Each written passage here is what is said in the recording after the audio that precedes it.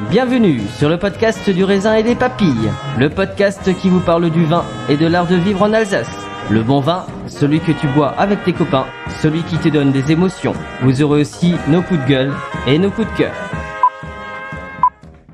Ouh là là. On va faire le trou normand, le calvadis ou les graisses, l'estomac se creuse et il n'y a plus qu'à continuer. Ah bon? Voilà, monsieur. Oui. Mais comment on boit ça? Du sec. Très Moi c'est Mika, Moi, c'est Adrien. bienvenue dans cet épisode de raisin et des papilles. On vous l'a expliqué dès le départ, chaque vigneron aura donc 2 épisodes, un épisode qui lui appartiendra et un autre épisode, on lui fera goûter un vin d'ici ou d'ailleurs. Alors souvent d'ailleurs, mais quand je parle d'ailleurs, ça peut être forcément un autre vignoble français et pourquoi pas mondial, puisque aujourd'hui, le vin, l'Alsace est ouverte sur le monde, donc on va continuer dans cette lignée-là. Du coup, nous sommes toujours en présence de Florian, rebonjour, Bonjour. et bien sûr toujours en présence d'Adrien, rebonjour. Bonjour à tous. Bonjour Mickaël. Alors, je vais de suite donner la parole à Adrien parce que pour la première fois, on va commencer directement par la dégustation. Ouais. C'est ce qu'on souhaite. Alors, on est ici dans le Jura. Je suis parti dans le Jura la semaine dernière. Pour être un peu plus précis, on est à côté d'Arbois, donc à Pupillin, qui est un village qui devrait résonner un petit peu à pas mal d'amateurs de vin, puisque J'ai vu ça sur les réseaux sociaux, il y en avait partout. effectivement, on a certains vignerons qui sont très connus. Je pense à Philippe Bornard, donc c'est la bouteille avec le renard sur l'étiquette. On a Houillon Bruyère. Nous avons également Pierre Auvernois, qui est quelqu'un de très connu, un des pionniers des vins naturels dans le Jura. Et donc, un de leurs voisins, c'est Julien Maréchal, du domaine de la Borde, et c'est une bouteille de son domaine que je souhaite vous faire découvrir aujourd'hui. Et je vous la fais découvrir donc parce que c'est une bouteille que je proposerai dans la box Jus de la Vigne pour le mois de novembre. D'accord, et tu y es allé seul dans le Jura? Moi, il me semble que non. J'y étais avec un ami caviste, effectivement, Maxime, On va lui passer un petit de la bonjour. Vinoterie, avec grand plaisir. Bonjour à lui, qui m'a fait découvrir aussi d'autres domaines. Donc, il m'a accompagné sur la visite de ce vigneron et puis de 2 autres également, des prochains coffrets que je présenterai. Et il m'a fait découvrir notamment le coup de cœur que je vous présenterai un peu plus tard, qui est quelque chose de très bien. Pour revenir peut-être sur ce vigneron, je vais vous présenter un petit peu ce qu'il fait. Donc, il est installé depuis 2003, donc ça fait 15 ans maintenant. C'est vrai qu'on a l'impression que c'est très récent dès qu'on entend 2000 devant. Effectivement, par rapport à Florian et des générations et 16 générations, générations quand même. ça paraît un peu plus court. Effectivement, les terres aussi dans le Jura étaient assez... le Jura jouissait d'une mauvaise réputation il y a pas mal d'années, alors que maintenant on est complètement sur l'inverse. Et les terres étaient un peu plus accessibles. Donc, il est installé depuis 2003, il travaille en bio depuis quasiment le début. Une partie en biodynamie aussi, donc la 500, la 501 qu'il met dans les vignes. Je vais peut-être rappeler très brièvement ce que c'est. Donc la bouse de corne, très très rapidement parce que c'est quelque chose d'assez emblématique, mais qui paraît aussi un petit peu ésotérique d'un point de vue extérieur peut-être. Donc la bouse de corne, c'est le fait d'enterrer des bousses de vache dans des cornes pendant plusieurs mois, les faire fermenter et ensuite de les dynamiser et de les épandre à dose homéopathique dans les vignes. Donc c'est quelque chose qui est censé augmenter la vie des sols, ce qui est beaucoup appliqué en biodynamie. Je ne sais plus quel était ton regard sur la biodynamie d'ailleurs, Florian. Je travaille aussi avec ces préparats, silice et bouse de corne, effectivement, oui. Ouais. Tu confirmes ce que j'ai dit alors, ça va? Tout à fait. C'est bon. Pour l'instant, j'ai pas fait de bon, c'est bon. Il n'y a pas eu de levée de sourcil, je me suis dit que c'était... Non, ça va, il a écouté. Très bien. Donc, terre de lias, terre du lias plutôt. C'est vrai que je dis terre de lias, mais c'est terre du lias. Déjà, est-ce que ça vous parle ce terme? Je pense que Florian peut-être un peu plus. Mickaël, est-ce Alors, que je t'avoue, j'avoue que je ne m'y connais absolument pas en vin du Jura. D'accord. À part le vin jaune et vin d'Arbois, mais j'ai pas forcément une grande connaissance de ce vignoble-là. Mais voilà, l'idée du raisin et des papilles, c'est de découvrir un petit peu, de mettre en avant le vin alsacien, bien sûr, qu'on apprécie, Bien sûr. et qu'il y a une diversité suffisante pour faire des centaines et des centaines d'épisodes. Donc qui pour des Alsaciens habitant Strasbourg ou dans la région est la base, mais on milite pour une Alsace ouverte sur le monde, hein. C'est ça qui est important, pas d'entre-soi. Exactement, c'est tout à fait ça. C'est de pouvoir jouir un petit peu de toute cette diversité. Donc en fait, le lias, c'est une période géologique. Donc en géologie, je suis assez mauvais. Mais Julien, étant un passionné, il m'a un petit peu expliqué ce que c'était que le lias. Donc c'est une partie du Jurassique. On a le Trias et ensuite on a le lias qui va venir. Et donc on a des sols et des roches différentes selon les différentes périodes. Donc là, on a un plateau de calcaire qui surplombe un petit peu cette parcelle. Donc cette parcelle qui s'appelle à la base sous la roche, puisqu'on a ce grand plateau de calcaire avec des éboulis de calcaire qui va se mélanger à des argiles. On a des marnes bleues et on a surtout, enfin moi ce qui m'a beaucoup marqué, on a des schistes qu'on appelle des schistes carton, qui est le terme officiel des géologues par rapport à ça. Donc quand j'y suis allé, il pleuvait et effectivement on a des petits morceaux qui ressemblent à des morceaux d'ardoise très durs. Et en fait, cette roche avait imbibé l'eau et puis quand on l'avait en main, enfin quand on essayait de la casser, ça avait vraiment cette texture de carton imbibé d'eau. C'était vraiment très très très particulier. Donc voilà, qui donne un vin assez tranchant aussi. Je vais le goûter, je vais me permettre de le goûter. Je vous invite à le goûter également. Non, tu le goûtes tout seul, c'est ça? Non, tout le monde, on va tous le goûter, bien entendu. Passons à la dégustation.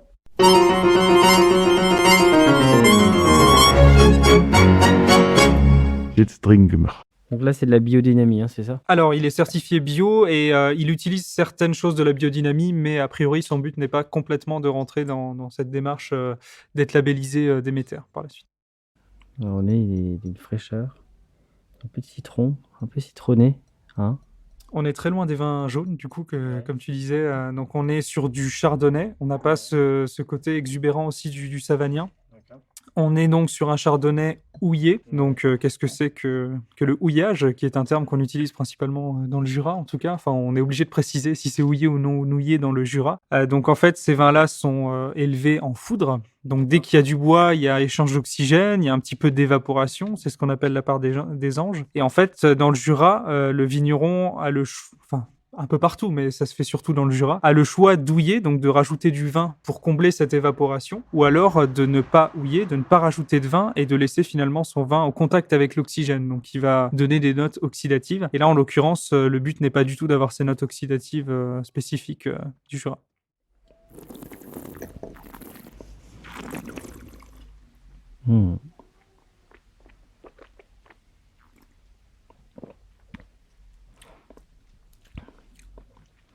Ah, c'est gourmand.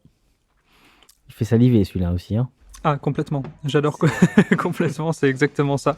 Donc là, il a été mis en bouteille seulement il y a 3 semaines, donc je pense qu'il mériterait pareil de se poser un petit peu. C'est toujours le problème du plaisir immédiat qu'on recherchait, qu'on disait dans le précédent épisode. Mais je trouve quand même qu'il a un côté qui est quand même très vif et qui moi me plaît beaucoup. C'est vraiment le type de vin que j'apprécie. Et ça a été un des vins pareil qui a été un coup de cœur. Donc ce vigneron-là, je l'ai rencontré sur le salon Le Nez dans le Verre dans le Jura, qui regroupe la plupart des vignerons qui travaillent en nature finalement et en bio. Et je crois qu'il y a une session pour ceux qui ne peuvent pas se rendre dans le Jura à Paris également tous les ans. Et ça fait 2 ans que je trouve aussi cette pureté avec ce jeune vigneron, quoi. Donc Julien Maréchal du domaine de la Borde. Qu'est-ce que tu penses de ce vin, Florian? J'ai trouvé effectivement la marque du terroir très présente. On a de l'ampleur, on a de la largeur, on a du gras qui signe vraiment bien ces terroirs argileux. J'ai été frappé aussi par la salinité, hein, les minéraux qui s'expriment très bien. C'est des textures de salinité qui sont assez crémeuses, assez larges et qui vraiment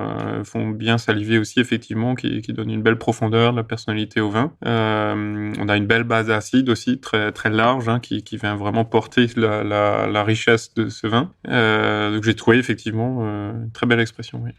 Super, c'est vrai qu'il a une démarche qui est assez proche de la tienne dans le sens où il disait que son objectif c'est de faire exprimer ce beau terroir et finalement de s'effacer complètement, de faire tout le travail dans les vignes pour avoir le moins possible à le faire une fois en cave. Et donc c'est vrai qu'on retrouve un petit peu sa même volonté, quoi. Donc sur des terroirs complètement différents de ce qu'on a ici à Dambach-la-Ville ou d'Ambar d'ailleurs. Mais voilà, un très très beau vin. Tu connaissais les vins du Jura, Florian, déjà? Oui, bien sûr. Ouais, et ce vigneron-là, t'avais...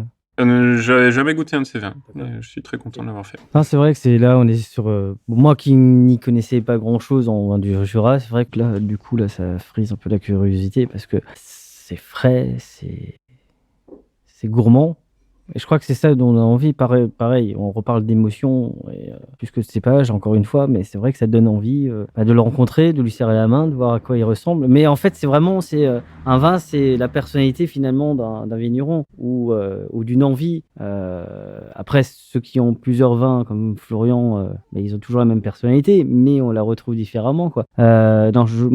Personnellement, je trouve ça relativement gourmand et je pense que tu as fait un bon choix. Bah, je te remercie. J'espère bien. Non, mais si vous voulez aller le voir, en tout cas, c'est quelqu'un de très sympathique. Bien sûr, comme pour tous les vignerons, l'idéal, c'est quand même de les appeler avant, puisqu'ils ont forcément beaucoup de travail, surtout quand on travaille comme ça. Alors, ce qui serait drôle, ce serait de réussir à faire un jour un podcast avec lui et de ramener un vin de Florian. Ce serait excellent. Sur Pupi 1, avec cette vue, il y a un point de vue sur tout le vignoble qui est absolument incroyable et qui se verront en image, du coup, sur la vidéo. Mais effectivement, c'est super. Si les vins d'Alsace peuvent se promener un peu en France, c'est pas mal non plus. Tout à fait. Peut-être qu'un jour, on ira au Brésil aussi rencontrer tes auditeurs. Si. Très bien. Place au deuxième vin.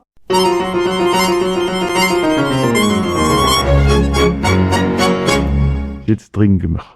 Alors du coup, sur le deuxième vin, forcément, on va repartir avec Florian, puisque c'est notre premier invité, c'est le parrain du raisin et des papilles, en espérant qu'il nous portera chance, mais je n'en doute pas du tout une seule seconde. Le but, c'était 2 vins pour le premier épisode, et à chaque fois, le vigneron goûte un autre vin d'un autre vigneron, et il présentera un de ces vins, donc un 3e vin. Donc du coup, je laisse la parole à Florian. Merci, donc j'ai choisi de vous présenter un autre des 6 terroirs que nous travaillons. Il s'agit ici du lieu-dit Rittersberg. Donc on change encore de commune, on est à Chervillers, donc c'est à 6 km au sud de notre village de Dimbar-la-Ville. On reste sur le même massif granitique que ce que nous retrouvons à Dimbar-la-Ville, sauf que nous avons un petit peu plus de profondeur de sol sur le Rittersberg, c'est-à-dire qu'ici les cailloux et sables granitiques sont directement sur la roche-mère. Dans le Rittersberg, et du moins dans la zone où nous avons nos parcelles, il y a un peu de terre fine encore en dessous, un peu plus de profondeur de sol. Et deuxième différence majeure, c'est que ce terroir bénéficie d'un peu plus de pluviométrie, notamment en été, par rapport à ce que nous avons à Dimbar-la-Ville sur le Frankenstein. Et ces 2 éléments vont amener un peu plus d'ampleur et de gras au vin. Donc on va goûter ça et faire la description.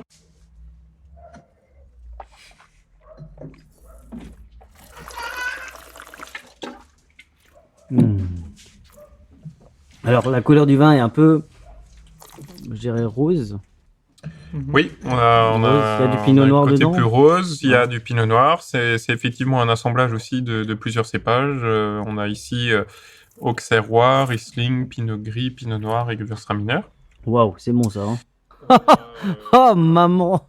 Une richesse d'expression assez intéressante. On a du fruit très mûr. On sent que ce terroir apporte des maturités très poussées. On a un côté velouté en milieu de bouche, de la densité en milieu de bouche qu'on ne retrouve pas sur le Frankenstein, où c'est des vins vraiment plus droits, plus ciselés. Et là, c'est intéressant puisque on a cette structure du granit qui est très fine, on a ce côté cristallin aussi, mais autour de ça, on a ce petit enrobage, ce petit velouté, ce gras de milieu de bouche, cette densité qui est très intéressante, et là aussi, c'est un très beau vin de gastronomie avec ses équilibres, ses textures, avec une salinité très fine, presque crayeuse, avec cet équilibre entre l'ampleur et l'élégance de la structure. Il y a de quoi vraiment se faire plaisir à table, donc comparativement au vin du Frankenstein, on va aller sur des plats, un petit peu plus riches, donc plutôt que d'être sur des poissons de rivière très fins, là on peut aller sur un saumon fumé par exemple, ou alors sur des poissons à chair blanche, on peut aller avec une sauce crémée, avec un peu de safran éventuellement, avec plus de complexité. Et il fonctionne très très bien aussi avec des viandes blanches, des veaux en basse température sur des textures très tendres, mais avec un petit peu de densité. Voilà, on correspond tout à fait au profil du vin. Et des volailles par exemple aussi. Et voilà, on est sur un vin qui a beaucoup de longueur en bouche aussi. On sent qu'il a beaucoup d'énergie, beaucoup de choses à nous dire. Voilà. On se l'imagine en tout cas, et c'est vrai que cette texture du coup est très originale. Exactement. Alors il y a une fraîcheur. En fait, les émotions, il y a tout qui passe là. C'est waouh, c'est magnifique. Ça part en largeur dans les joues et puis il y a quand même cette salinité sur le bout de la langue là. C'est très étrange quoi, finalement. C'est très étonnant, hein, On a le des lignes socle de granit qui perpendiculaires, amène cette verticalité et puis cette petite ampleur apportée, la pluviométrie, la profondeur de sol. C'est des vignes qui sont un peu plus vigoureuses, qui amènent des raisins plus généreux, plus riches et qui nous amènent cette densité, cette largeur. Et effectivement, ces équilibres extrêmement intéressants, quoi. Oui. Alors, pour l'avoir déjà goûté, il m'avait pas. Il y en a d'autres qui m'ont marqué. Alors c'est peut-être ça aussi, le fait d'avoir plusieurs vins dans ta gamme, donc forcément tu passes parfois à côté de certains vins. Là, c'est vrai que c'est quelque chose c'est magnifique, quoi. C'est d'une simplicité, c'est vos émotions. Il se passe des choses là. Hein. Simplicité, c'est pas le terme que j'aurais employé, mais c'est très simple de l'apprécier en tout cas, on va dire ça. Plutôt au niveau des émotions. En fait.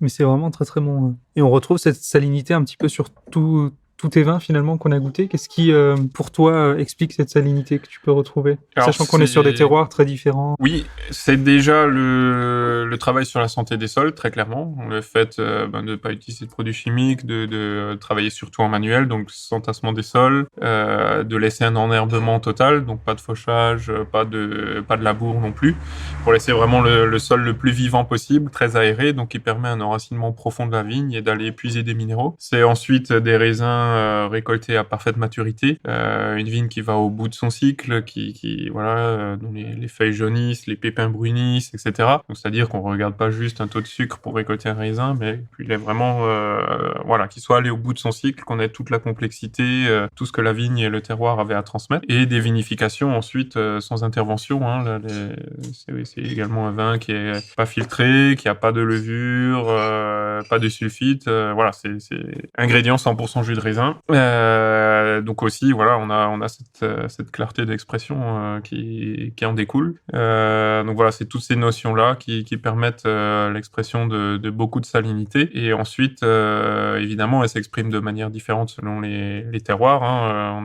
On a sur le Grand Cru Frankenstein une granulométrie un peu plus épaisse, un côté cristallin plus angulaire, un peu plus austère. Sur le Rittersberg, c'est très cristallin et fin aussi, mais on a une granulométrie plus fine, on est plus sur le côté crayeux, très, très délicat. Et sur le terroir du Bungertal, avec l'influence volcanique que nous avons goûté, on est plus sur les tanins. Hein. On a vraiment un côté plus austère sur les amers, sur les tanins. Donc c'est vraiment ça qui va marquer aussi la différence entre les terroirs, quoi. Raconter l'histoire de ces vins à travers ces terres, c'était un peu ça le but. En tout cas, le but est totalement, le contrat est rempli. On a passé un bon moment avec toi, Florian. Merci de nous avoir reçus. Plaisir partagé. On va passer au coup de cœur. Je crois que tu as un petit coup de cœur. J'en ai un et demi, on va dire. Un et demi. Le premier, donc, je vous ai parlé du petit voyage le week-end dernier que j'ai fait à la rencontre de plusieurs vignerons. Et il y en a un qui a été un énorme coup de cœur. Donc, j'étais du côté de Mâcon, juste à côté de Viré-Clessé, de cette belle appellation de Viré-Clessé. Et on est parti à la rencontre de Alexandre Jouveau. Je ne sais pas si vous en avez déjà entendu parler, mais qui est un vigneron qui est installé depuis 99, donc ça fait un petit moment maintenant. Ancien photographe de mode qui s'est installé dans le secteur quand les vignes... Ça, il t'a fait un shooting de mode. Moi, malheureusement, c'était un peu compliqué. Mais... coup de cœur, je pensais que tu allais nous annoncer ça. Donc. Voilà, il m'a pris en photo, donc c'est vraiment génial, merci à lui. Non, mais sans rire, c'était... Attention, Adrien, il va finir sur les podiums. Incroyable.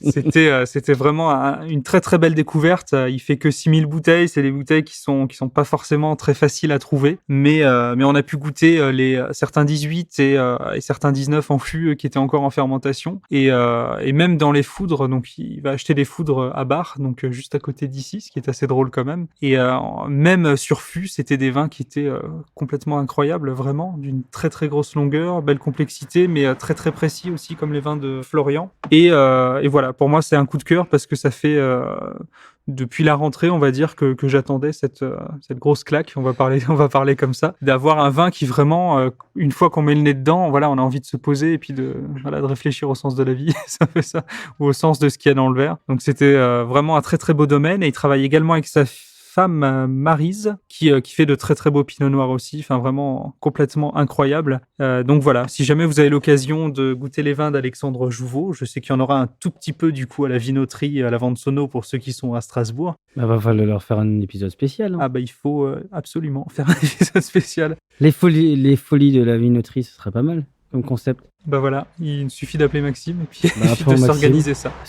Parce que là, tu nous parles de vin. Le Florian est à côté, il se décompose. Il se dit pourquoi il n'a pas ramené une bouteille. Qu'est-ce que c'est que ces histoires? Alors, tu nous parles de vin, toi, c'est comme si on parlait de plat et en fait, finalement, on le mange pas. C'est exactement ça. Vous passez devant la vitrine et puis. Bon, bah, du coup, comme nos auditeurs, finalement. La vinoterie se trouve où? À la Vente Sono, donc c'est. Et il les aura pour quand? À peu près? J'espère d'ici 2-3 semaines, quelque chose comme ça. Donc, pour les fêtes de fin d'année, oui, il les aura pour les fêtes de fin d'année en très faible quantité et puis on va en prendre quelques-unes. On va bloquer ça. Hein. Il faut qu'on, effectivement. On va bloquer une bouteille pour un podcast. Hein. Faut se faire plaisir. Bon, bah Maxime, le message est passé. En tout cas, je voulais encore te remercier, Florian, de ton accueil. 2 épisodes pour le lancement des raisins et des papilles. Je ne sais pas où ça nous amènera, mais je crois qu'on a passé un bon moment.